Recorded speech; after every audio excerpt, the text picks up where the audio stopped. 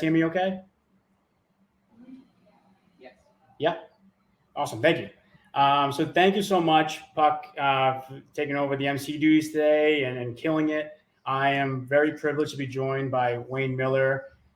He is the Senior Vice President of Innovation for the ICBA, which, if you're not familiar, stands for the Independent Community Bankers of America, helping a lot of community banks across the United States better adapt to today's standards that you and I, as customers, hope to gain from them.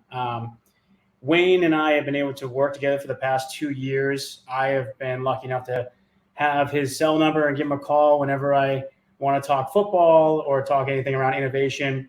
He has a very prestigious career in the startup world, not just in financial services, but really across the board as a managing director of a few different accelerators. So, Wayne, I'd love for first, if you don't mind giving a quick little background on yourself and really your connection to the startup world. Great. Hey, Brandon, thanks so much. And Puck, thank you. Thanks to everybody participating today at Boston FinTech Week here. This is pretty awesome stuff, and really feel privileged and honored to be a part of it. Yeah, first and foremost, I'm not a banker. I'm an entrepreneur, and that's how I identify. And I started, as an entrepreneur when I was a kid, delivering newspapers and figuring out that I like making money. And I've owned restaurants, I've owned transmission shops, I've built public companies, I've taken them public, I've raised really hundreds of millions of dollars worth of capital, et cetera. And I had a .com in 1999 that went to 2001, where I raised $18 million and we shut the company down. So I know a little bit about failure, and I also know a lot about success. And I really have been more successful in my life because I've learned from others' failures. And it's one of the reasons that I love doing the work that I do, is at kind of my age and my position in my career and the opportunities that I've had, and being very close to the entrepreneurial ecosystem. I really look at fintechs, I look at founders, and I look at entrepreneurs as my customers, but also as an opportunity to share with them, as I hope to with each of you today, some of the things that I've learned along the way that I hope can save you maybe a minute, maybe a week, maybe an hour, maybe a year in your process and make you more successful. That's really how I get paid today, and the work that I do is helping others succeed. And, failure's a big part of success. So let me hand it back to you, Brandon, and hopefully that's some insight. Yeah, that's perfect. And we want to make this as conversational and interactive as possible. So if there's anyone in the room that has a question pop up, feel free to jump in. I know Puck's going to help me out in getting a mic over to you guys. I'm going to be monitoring the digital chat as well and seeing those questions in. So please don't be shy. But Wayne, you and I were just backstage, and we were kind of setting the ground rules on how we want to maybe define failure, and maybe that the word failure has a negative context to it, right? And so, you started talking about some of the other innovators that are out there in the U.S. and how they look at failure. So I'm wondering if you could just kind of share that analogy again, because I think it's very apt to hopefully change the context of the conversation we're going to have. Yeah, thanks. Look, nobody wants to fail at anything, right? I mean, I think we start getting that training when we're in school. It's an A, a B, a C, or an F. Nobody wants an F, right?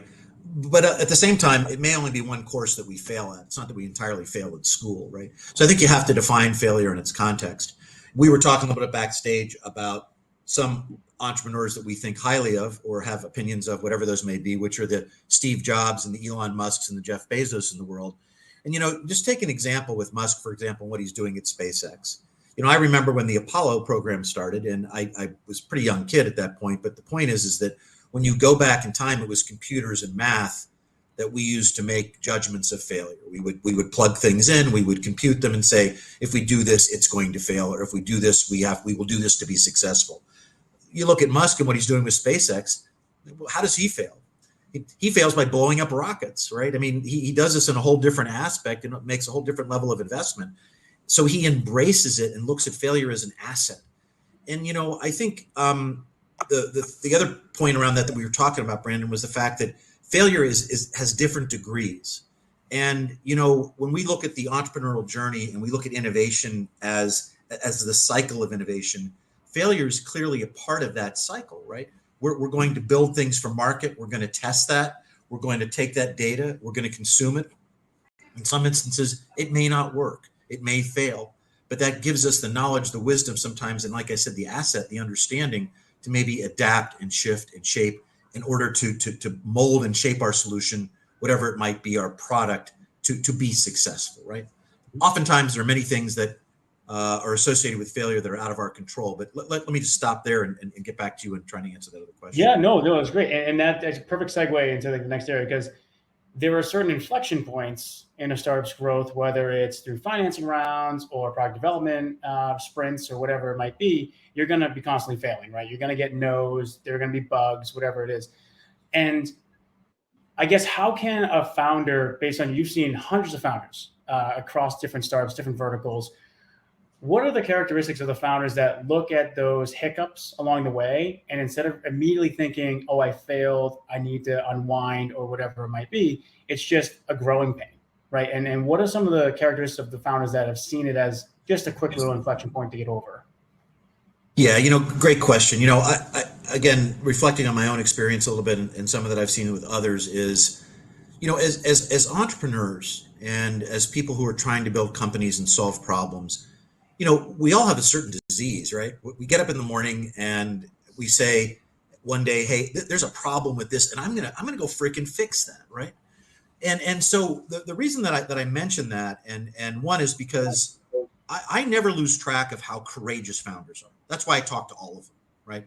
Because I don't really think there's any bad ideas. Usually it's bad execution. Some of the ideas, not a lot of new ideas, but there are some. But the point is that when we get into the work that we do, one of the things to keep in mind is that we've decided to do this work, right? You and I were talking earlier about when I had my first really significant failure, which was, I blew 18 million bucks in 2.5 years, let a lot of people down, had a bad impact on my personal brand at that time.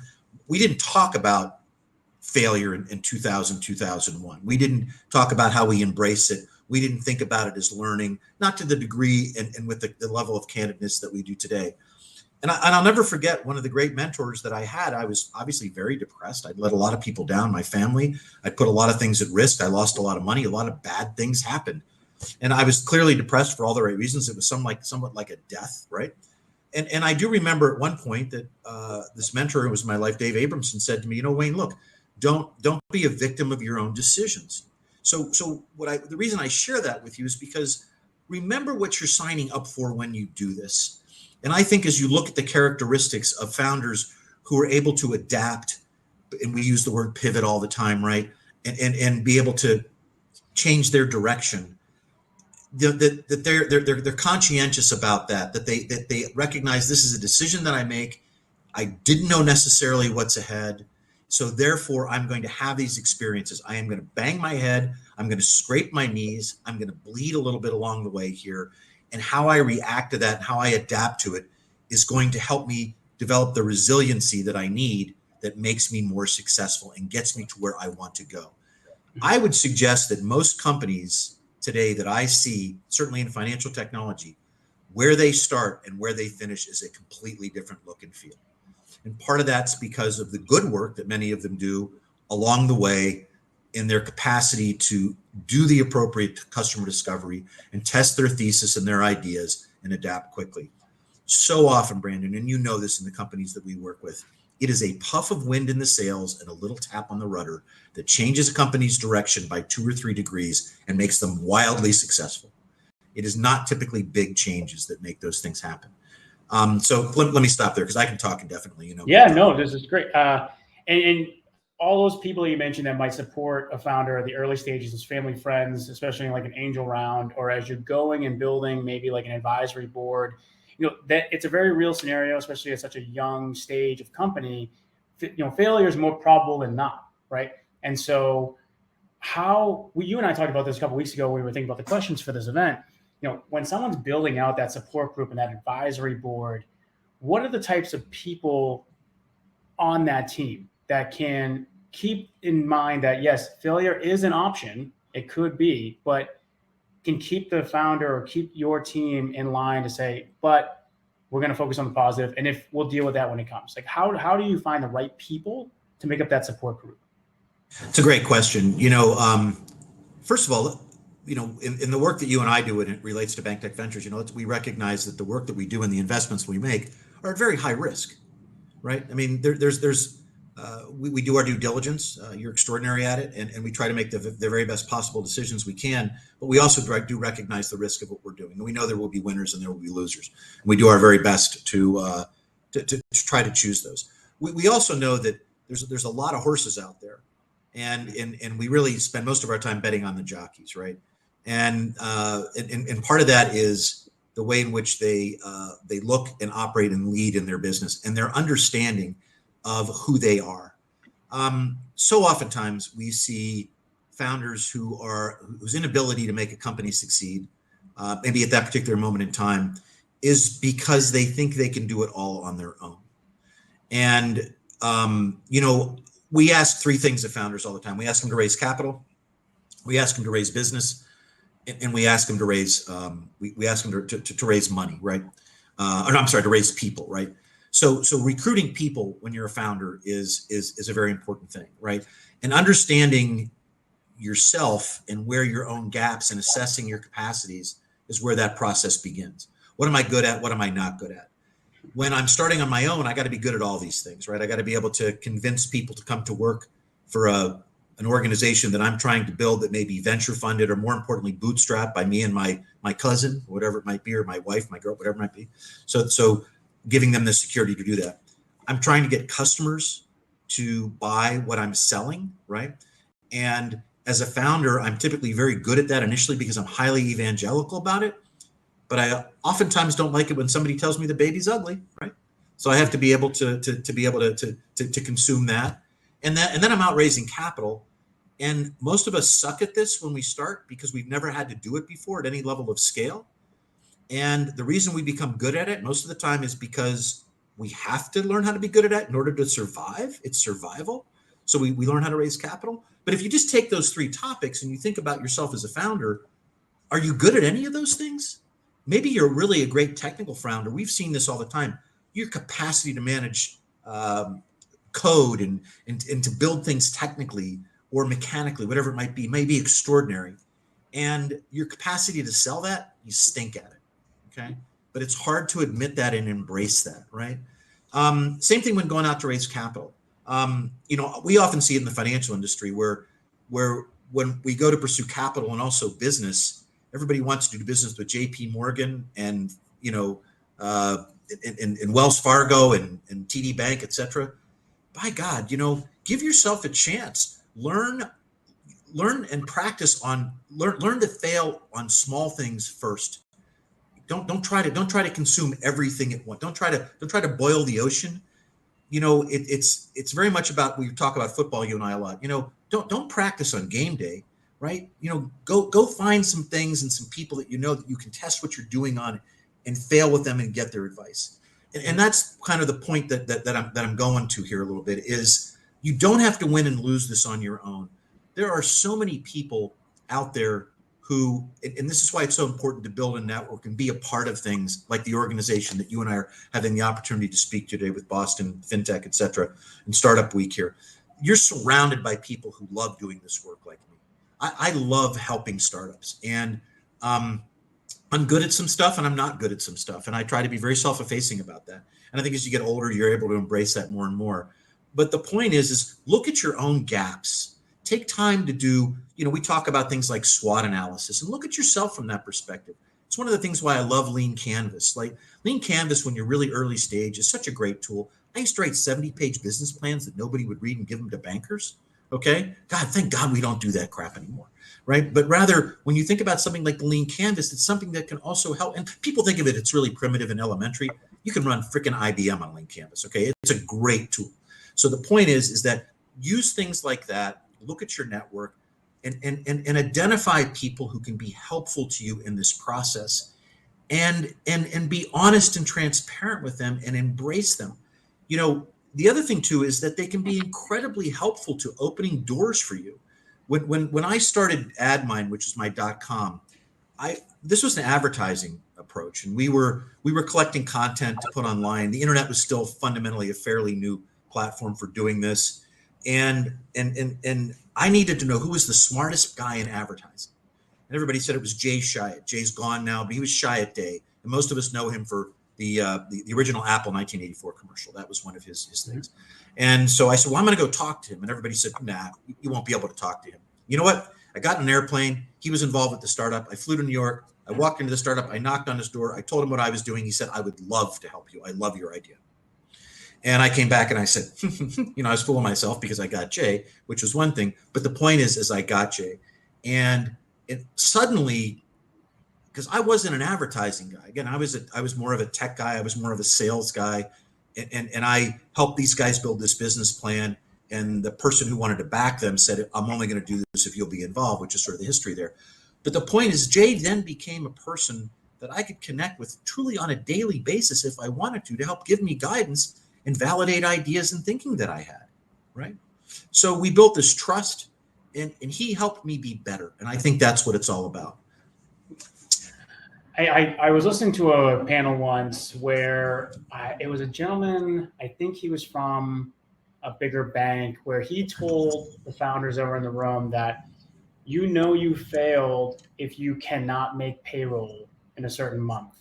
And I thought that was such an interesting, what a binary decision point to say yes or no, I have a successful company or not, because we've seen plenty of startups that don't pay themselves at all when they're bootstrapping, right? They're trying to go from point A to point B to get some sort of traction and inflection point. So I would argue against that premise to say, well, if you have a strong team around you and they believe in the cause, yeah, you might have a hiccup and you maybe not be able to make payroll. But do you think there is a true binary point in a company's growth where if they can't get to something or can't pay something or whatever it is, that is a point of failure and the company should think about maybe unwinding? First of all, I think that's very situational, right? I think that look, we've seen a lot of things this last couple of years in particular. And what's very interesting is if you cycle back in time about every 5 to 8 years, what you'll find is there's a cycle where the investment community and the startup community think harder about a path to profit and building a profitable business. I mean, if you want to build a nonprofit, that's fine. I had a lot of experience with nonprofits where the businesses that I owned that weren't profitable, right? But the point is, at the end of the day, in order to sustain yourself and exist and do the things that are important, you want to generate income, right? You want to be able to make a payroll. You want to be able to reward people for their work. You want to be able to market effectively. You need a place for people to work. That's changed a little bit since COVID. We can work everywhere, right? But you still might need a place to do that. I'm in Finovate, New York right now. You want to be able to spend your time traveling and building your network and discovering new technologies and those sort of things. So there is obviously a valid business model where you have revenue, you have expenses, and it results in profit. So, but I think that depends on where you are in that journey. To your point, what you're trying to accomplish. How many years did Bezos run Amazon that it didn't have a profit, right? Mm-hmm. And again, big scale companies. But the point is that sometimes we're investing for the potential that the future may bring, or the technology we're trying to develop, or the solution that we're trying to resolve. There's a lot of companies out there today that, how many of us sitting in the audience today are still working our day job while we're working on our side hustle that we're trying to build to get going, right? And why do we do that? We do that so we can eat, we can pay mortgages, we can send our kids to school, make sure they have shoes, and be able to have a cheeseburger at Five Guys, whatever the case may be, or go watch a Steelers game because they're still the best football team. I had to get that. That doesn't make sense to me. That seems like a waste of time, but okay. Yeah. Anyway, we'll get off that topic, but I don't know if that effectively answers your question, but I do think that a lot of that is look, if you're, to your point, we become very passionate about what we do as founders, right? In building startups, that passion can sometimes be wonderful in the way it drives us, but it also can challenge us personally as well, right? It can cause us to be neglectful of things. I will tell you that, and you know me pretty well. I struggled my whole life to find life-work balance. I mortgaged my home to make a payroll, and ultimately lost a company many years ago. When I talk about AdMind specifically, so those things had impact. but I did those things and I made those bets because I felt the future was going to provide what I wanted it to provide, right? But what we do is risky, and I think that's the best answer I can give you to that question. I think No, it's great. I think we also have to look at that in increments, right? Like, Yep. how do we set goals, and how do we get to where we want to go? And there are points, Brandon. There are binary points where you say, you know what, this is a point now where we have to make a decision whether we want to continue or not, right? Yep. And those are And super tough decisions. yeah, and that, again, it goes back to that support system that you might have around you, advisory board, board of executives, whatever it might be, to kind of help you make the decision where it's not all on you, or you have people you can bounce the ideas off of. And so we are talking about a pretty tough topic, and I always felt like we had to talk about this at Startup Boston because it is a very real scenario for any founder. And it's always great to talk about the upside of startups, but we got to just be realistic and know what could be. So I'm going to go a little dark for a second. I promise we'll ratchet it back up to the happy side, but this is a darker type of topic. When you have that support system, you as a founder, you get to that inflection point, you go, I'm not sure if we can continue going on. Talk about how a founder may want to communicate that with that support group, with their stakeholders, their employees, because it's a very difficult conversation and changes depending on the audience. Yeah, it really does. The first thing let's talk about is the employees, right? If I share nothing with you all today except the fact that it's all about people, it's all about people, right? And that's such an important thing. And we talked earlier about the fact that we're asking people to come along and take a risk with us often because we don't have a company that's necessarily profitable yet. We're at an early stage. We're acting in a stealth, whatever our position is at that point. But we're asking people to do that. I think there's also this balance that we have to take on as leadership, right? Where not everybody needs to know about everything all the time, right? And it's not about keeping secrets, but it is about managing communication, right? Sometimes people need to know things and sometimes they don't. Again, based on what I've seen with some companies and even in my own experience, as things begin to diminish, hopefully you've built a culture, which is the responsibility of leadership, that is transparent, that is strong, that is aligned with your mission, that is built on good values, and is hopefully tied to some point north or some strategy that you all are trying to row that canoe in the same direction, right? So I'm going to take into account that all those things exist, and part of that existing well is communication, right? But one of the things you got to be very conscientious about, but also fair to people about, is if things are starting to fail, for example, if you're having an inability to raise capital, right? Or you're really having true challenges with market fit, or some competitive force that you had no idea comes out and hits you in the back of the head and has a dramatic impact on your company, you've got to communicate these things effectively to your people. But you've also got to do it in a fashion that doesn't put them into a mode, what I would call is survival mode, right? Look, most of us need a paycheck. Most of us have bills to pay, and we've talked about that today, of want to put shoes on our kids' feet and need a cheeseburger, right? Or go to a Steeler game, right? Where your money's spent well. But the point I make is that if you start telling people that we're failing or we're not going to make it, what are they going to do? So the point I make there is I can't necessarily predict that. I will tell you this: some will stick with you, some will not require a paycheck, some will be there for all the right reasons because they know you, they love you, they believe in you, they're believing in the cause because they can, because they've got the economics to do it, and some can't. But know when you do that, I encourage you to think about doing that on an individual basis and then as a team if those things occur, because you've now lost their mind share, because they're needing to look for a job and to support the things that matter to you. So that's one thing I think is when you talk about people, look, you can't do this stuff on your own. Brandon, you hear my favorite word is collaboration.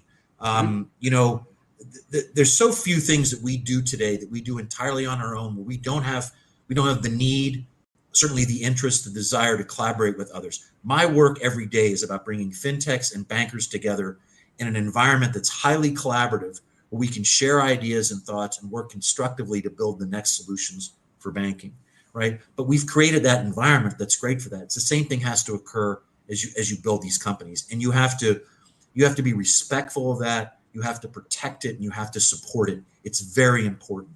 The other thing too is, you know, so my point in that is being able to effectively communicate what is happening to your team and your people. I am fascinated today that companies don't, and you and I have talked about this as well, are not more, they don't embrace the advisor idea more. Yeah. Advisors are very important from a brand perspective, because when I was able to get Jay, for example, and I'll use him as an example, and I went knocking on other doors of people in the industry, they asked me who else was involved. And when I said him, they said, well, then I want to be involved, right? Because he was involved. So that was good for my brand. But the thing that was really most important for me as I set out to do that was understanding where my gaps were. Why did I need this advisor? How are they going to help me? How could I rely on them to give me guidance? And so I had in my advisory council, I had an incredible advisory council and really, really leading experts. And I was so fortunate and blessed to have those people. But as I began to struggle, I knew who to go to help give me guidance and advice, direction, capital, relationships, and networks to help me mitigate the risk of that failure, right?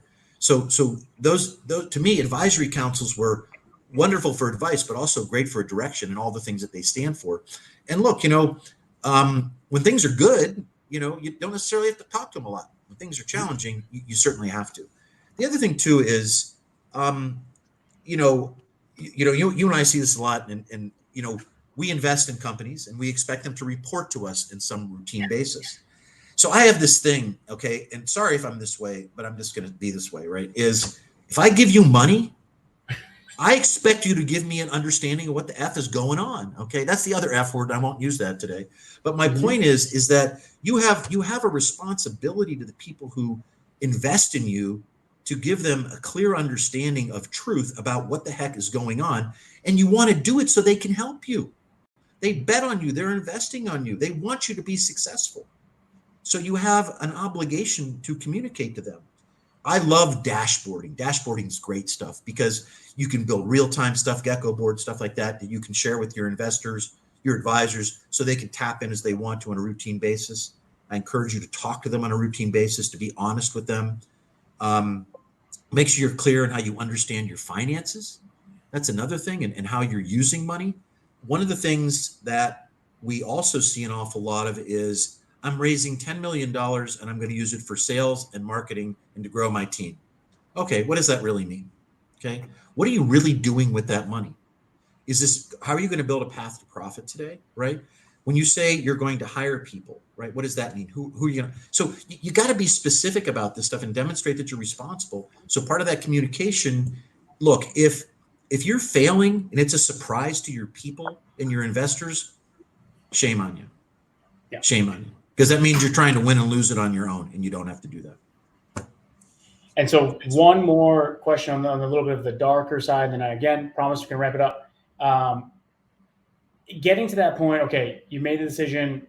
I gotta unwind the company. I gotta start doing whatever. Talk to us a little bit about the logistics behind that, right? Because it's not something that you learn about really. You're just kind of doing it on the fly. And so hopefully this is, someone watches this later on. Hopefully no one fails in the room. No one fails ever. But if someone were to later on, there is a kind of path that they can say, okay, here's what I have to do logistically to do this. Yeah, I mean, again, I just reflect that it's very situational, right? But I think, depending on the maturity of the company, right? There's certainly going to be a small group of you, or a group of you that may include your board, your advisors, whoever the case, depending on the size and shape of the company, that you're going to likely reach this conclusion together, right? Or there's going to be, perhaps there's a Hail Mary in there or something like that. Perhaps there's an opportunity to make an asset sale when when I shut down my company, we did have assets that were valuable that we were able to sell. And so some of my investors were able to recover some of their money.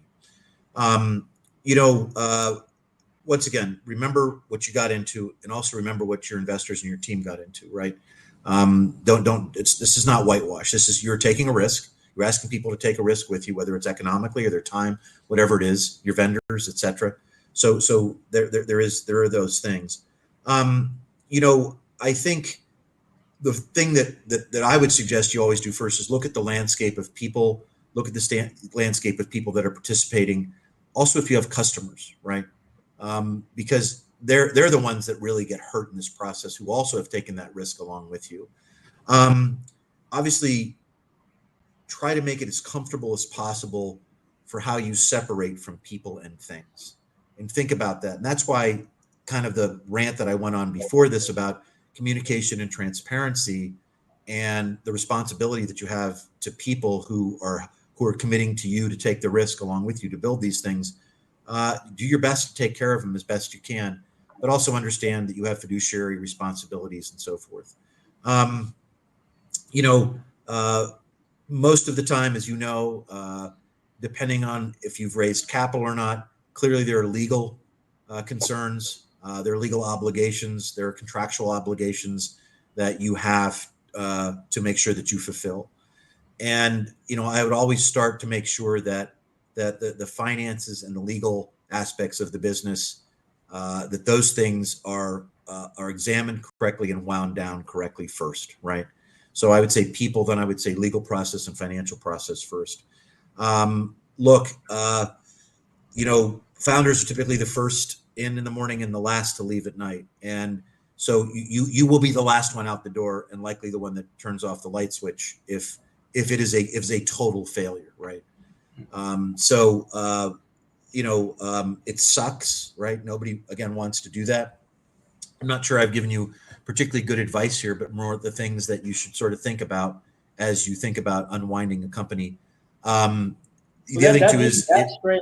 That's great, just in giving, you know, even just some sort of prioritization, right? To kind of how to do things, because you always feel like you're doing everything at once anyway, right? As you're building, it's not. It's the same thing on the downslope, unfortunately, sometimes. And so, just having a clear lens of what to focus on. And the only reason why is because, again, not many people like to talk about the negative side. And it's just giving some sense of, yes, there is a process, here it is, and something that you can at least follow to a certain extent. And so I'll get out of the negative side. I just felt like it was important to bring it up. But we talked about this as like a big, you know, you kind of mentioned at the very beginning of all this with the Elon Musk talk, but it's a major point of inflection to say there's a potential of a phoenix rising from the ashes here, right? And so if there's an idea that the founder feels very passionate about, strong about, they know it's a good idea, they know it's a solution that the world needs, and maybe it was just bad timing, right? Maybe the world wasn't ready for it, or maybe to your point earlier, maybe they didn't find the right partners to kind of move forward with this, that didn't understand the vision and mission of what was going on. So I guess, what is like the first step to taking that first step again, right? And taking the idea or changing the idea slightly and starting all over. Yeah, great question. You know, hopefully there's been a process by which you have landed there, right? So it's been so, right. There's sort of like four things that really, I think, create failure, right? You know, clearly an inability to raise capital, right? You get to a certain point, you just can't simply raise any money. And maybe that's really not but that's sort of the overarching issue there, is because the market has changed, right? One of the companies that I was involved with that failed, there was nothing that they could have done differently because of the conditions in the market. And God, we've seen significant market changes the last couple of years, right? Particularly as we look at fintech, right? We look at health tech and specifically SVB, all these things that have occurred that have created a change in valuation, has changed the appetite of investment, et cetera. Secondly, is our inability to acquire market traction, right? Look, you know, Watson said it best. You know, nothing happens until you sell something, right? If nobody buys what you're selling, you don't have a business. Okay, period. I mean, so if you have an inability to get people to buy what you're selling, then how do you get them? How do you compel them to do that? Is it your messaging? Is it your product? What is it? So that's an area that always needs to be looked at. Maybe market conditions have changed, right? Maybe there's something, again, outside of your control, some competitive influence, some anomaly that's occurred in the cost of materials, these sorts of things. Some of those things can't be immediately identified. The other thing that happens is there's a leadership problem, right? Okay. I mean, again, it gets back to people and leadership. And then so when you kind of look at all of those different things, that's those are kind of the four areas where I would kind of start to focus, if that makes sense. Yeah, and I guess also on top of that, does the founder have potentially a stigma attached to them now as they go out and potentially start recreating the idea or rebuilding, trying to get people to sign on, get investments from institutional capital? And do they have a reputation about them because they have a failure under their belts? Or do you find that because they're more seasoned and understand the obstacles that are coming because they've experienced them once, people are more willing or more gravitated towards them to want to have a successful business be a business? I got hired for a job once because I'd failed. I think I shared that with you before, and the person who hired me said, and I was, it wasn't long after I'd had the situation that I mentioned a lot today. And he said, the reason that I'm going to hire you is because I know you now know what not to do. Mm-hmm. Right? Okay. So there's sort of that happens. It's an interesting topic to get through this a little bit, because we talked about in the beginning about the stigma, but to me, I think the growth and learning that comes from failure is extraordinary, because you do learn what not to do. You do learn what things to look out for. You do increase your peripheral and your mental vision, if you will, when it comes to those things. And the other thing too is that you likely today have a set of data that's associated with that also can demonstrate and can be used as, again, that the asset of failure to say, look, this is what we did. It didn't work. Now we know to do this, right? I'm sorry, Mr. Venture team, we're out of money, but we think we figured this out now. Are you willing to take another bet, right? Mm-hmm. Oftentimes those bets are made mostly because of the jockey, right? Not necessarily the horse, right? So there is that. And I think if you look at highly successful founders who have been repetitive, or what I would call serial entrepreneurs, most of them had some significant failures in their path, which have made them better and know what to do and what not to do the next time. So again, I'm not sure I've answered that particularly well, but No, it's Brandon, can I throw you one from the room? Yeah, please. Because great conversation thus far. One of the other F's that's a big F when we get all these startup founders and people that are trying to move their business forward is the F of fear. And the theme of the conference here is audacity. And so how does that role of that F, fear and fearlessness, play into how a founder should move forward and what they may experience with failure? Yeah, Puck, great question. I said in the beginning, and let's be clear that there is no vaccine for what we all have, which is the sickness of entrepreneurship. Okay, thank God, because we're changing the world, and that's the great benefit and fun that we have to do this. Man, this stuff is scary. I mean, there's no two ways about it. I mean, and for all the right reasons. I mean, we've all studied, Maslow's hierarchy, right? So we're screwing around with our shelter, our food, our existence, our family, all these things when we take these risks. Fear is inherent to that. And I think that what occurs for us as we're able to accomplish things, right? And it's about small accomplishments and bites. It gives us the courage. You have to be courageous to do what you're doing to begin with. That's why I mentioned in the beginning, I have great respect for entrepreneurs who are willing. I mean, we talk about Edison sometimes, right? right? I love what he said, right? I didn't fail 10,000 times. I just learned 10,000 ways not to do it, right? Didn't stop him from inventing the light bulb, right? Ultimately. So, Oh, go ahead. Sorry, go ahead, Wayne. go ahead. I mean, I can, No, but I think, there's fear's a inherent to great what we do. suggestion. The great suggestion in the Q&A, and it was Linda. It's like you're reading my mind. It's right in my questioning. So we're talking about like the big failure, right? You have to close down a company, but then there's the benefit of failing fast along the way, right? Failing fast and knowing when to change course because you realize, okay, this is going to take us down a bad path. And so Linda Brown's question is, focus seems to be on the big failure, but what about the benefits of failing fast on smaller initiatives? Yeah, and absolutely. That's why I said, and Linda, thanks for the question. That's why I talked earlier about looking at failure as an asset, and we look at it as sort of the cycle of innovation, right? Is we test things, we try them, they fail, they may succeed as well, and we adapt and we adjust according to that. Again, back to that puff of wind in the sails or that little tap on the rudder, right? That's just being good at what we do as innovators, right? I mean, that's our process, right? We look at that innovation cycle and we create a thesis, we test that, we collect the data associated with it, we try to manipulate, adapt, change, modify what we're doing, and we go through that cycle again. So that is a constant cycle of failure and success that we should deploy on continuously. And I love you for talking about the fact that this is not just about blowing up the battleship here and losing everything and sinking the boat, right? There is a again, failure, and this gets back to what I mentioned about Musk, right? He's blowing up rockets, right? Mm-hmm. So he's moving through that cycle of failure and success and the benefits of failing fast much more rapidly than we did when we built the Apollo program, right? Yeah. We also didn't have necessarily the technology, but that's another thing, right? So, yeah.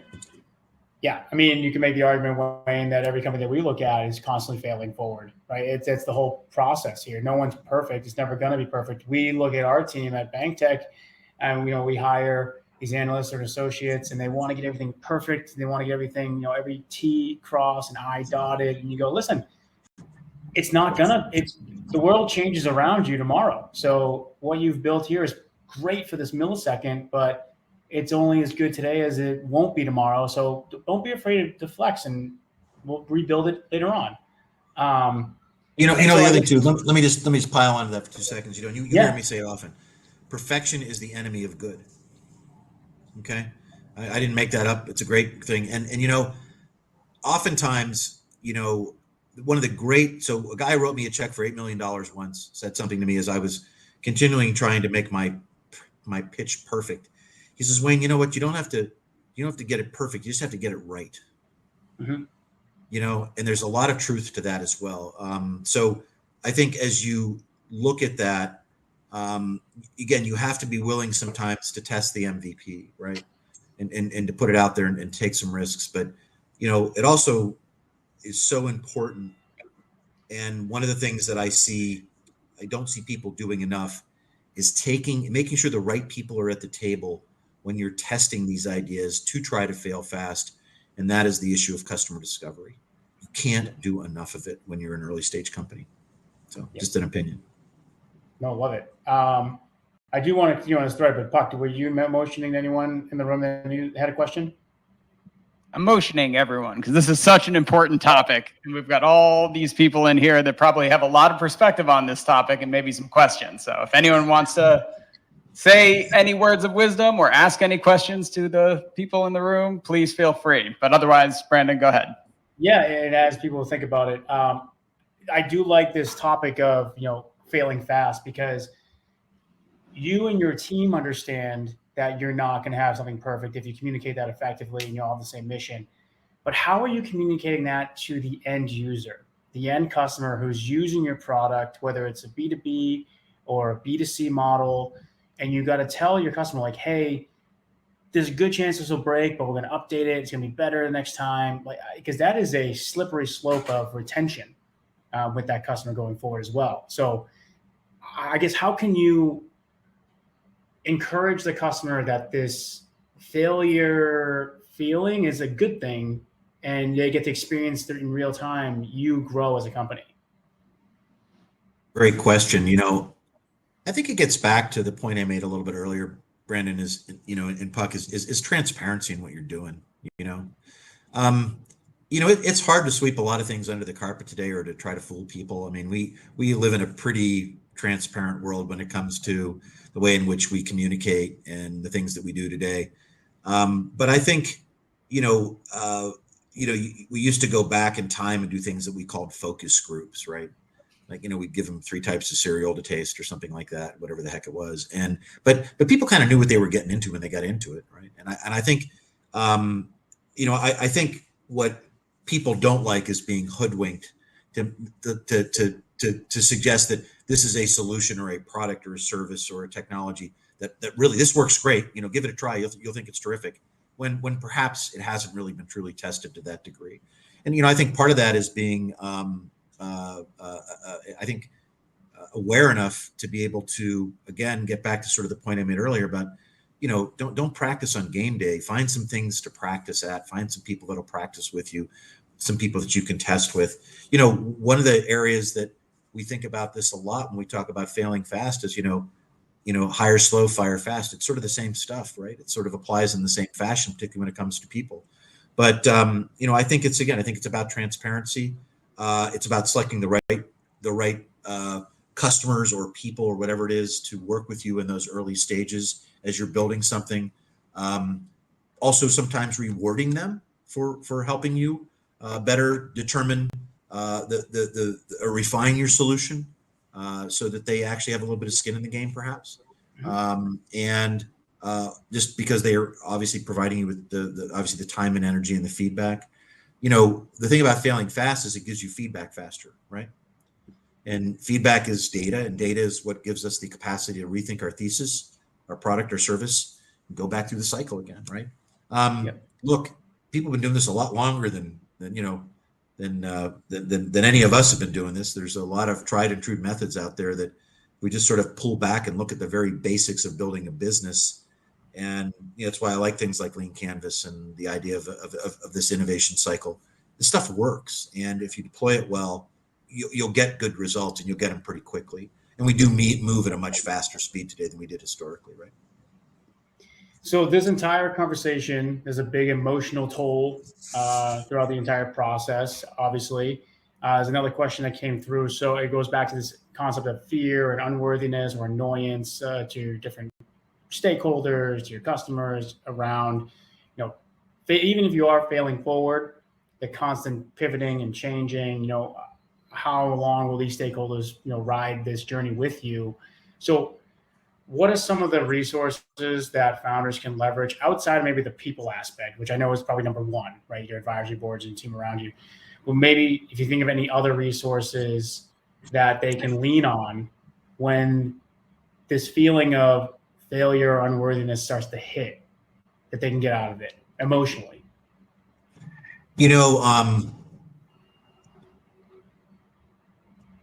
I work with cohorts of somewhere between 6 to 10 companies in the financial technology space, and you know the work that I do. And while we do wonderful things and we give them great access to customers, and we have wonderful mentors and teachers and people who come in and participate, I will tell you, and I know this, that the greatest value that they find in the programming is the chance to be together, right? I'm at a conference here in New York, and while what I'm doing is interesting, I spent 2 hours at the bar last night talking to people that I know in those relationships. And really, it's the commiseration, it's the opportunity to sit there and share a glass of whiskey with somebody and talk about what's happening in the industry, or the challenges that they face. So the first and most important resource that I would suggest is your peers, the people that you work with, the other founders. You will also find, when I see these cohorts come together, these 6 to 10 companies, when these founders get together, honestly, they find such high value in it, because some of them are really good at raising capital, and some of them are really good at raising people, and some of them are really good at marketing, and some of them are really good at technologically. The other thing too is they don't think competitively; they want to help each other, right? So that's a really important resource that are people that are like genuinely in the same boat with you, right? If we'll stay with the boat metaphor a little bit. So I think there is that. I think. And this is something I wasn't perhaps particularly good at, because I like to work a lot. I think you have to find other venues to, cleanse your mind of what you're doing. And whether that's through, people love to run or go for a hike or read a book or go to a movie or, take your dog for a walk or go for a bicycle ride or, just and get away for a couple of days. We sometimes are compelled by fear that we have to work all the time, and we don't. You have to find a moment to breathe and refresh. And good. Look, I am not one to be preaching that. I'm not very good at that, but I do know people who are better at it, and when I see them doing it, it makes me want to do it, and I think it can make me better as well. Again, Wait, on that point, if you don't mind, I'll just add really quickly. If you're a founder, you got to learn to be a little bit of a masochist because you're going to get punched in the face a lot. It's just what's going to happen. And there's some really interesting research on how you can teach yourself to learn to like getting punched in the face, which is out of the West Coast. But besides delving into the latest neuroscience, you have to get used to that. And finding, as you said, Wayne, you find a network of people that are going through the same thing. You try to surround yourself with positive people that can understand, can encourage, that can help you to move in the right direction. As I've always said, to make sure you don't step in that pile of whatever it is that you can't see right in front of you as you move your business forward. I think those are all very important parts that go along with what you were just saying. Yeah, I mean, look, Puck, it kind of gets back to what I said in the beginning. Remember what you're signing up for, right? And the other thing too is that also know that you don't know what you're signing up for to some degree as well, right? Because you don't know what you don't know, and again, there are things in this journey that you would think to yourself, oh my God, I never thought of that. How could that possibly happen? Because the moon happens to be over here tonight. I mean, there's just like all these forces that come at us. But again, this is the thing that this is how we're wired as entrepreneurs. We are a different breed of cat.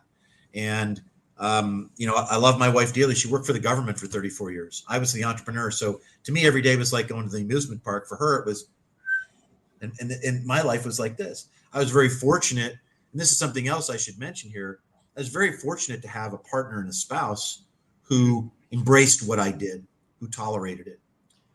She's still pissed off at me for mortgaging the house for a payroll, and I don't think she'll ever get over that. And every time something bad goes wrong, I hear about that. So just know that. But the thing is, those are the consequences of decisions. But the point is that it's okay. We are who we are, and having peers around us, to me, it's the greatest therapy. But also, there's an incredible willingness to help. And that's something I think is really amazing. I think we care a lot about each other and trying to help lift each other and to your point, to be positive and to help others be successful. Yeah, and that's what really this whole week's all about, right? This is a major piece of that for a lot of the Boston community. So we're coming up on about 5 minutes here. If there's any other questions, Puck, feel free to interrupt me. But Wayne, just would love. We talked about a lot in a span of 55 minutes. If there's one thing that people walk away from this particular session with, out of all the topics we talked about, what do you feel might be the number one thing you would want the audience to remember? I don't think there's ever been a better time to be an entrepreneur. I really don't. And I think the resources that are available where you guys sit today amongst your peers, the fact that there's people like Brandon and myself out there who would love to be helpful to you. There are, I run a lot of accelerator programs. I'm a big believer in them because I think they truly can help you accelerate go to market and expose you to the customer discovery that's required. So I think the resources are out there. Money is tough right now, but that depends on what your industry is and where you are.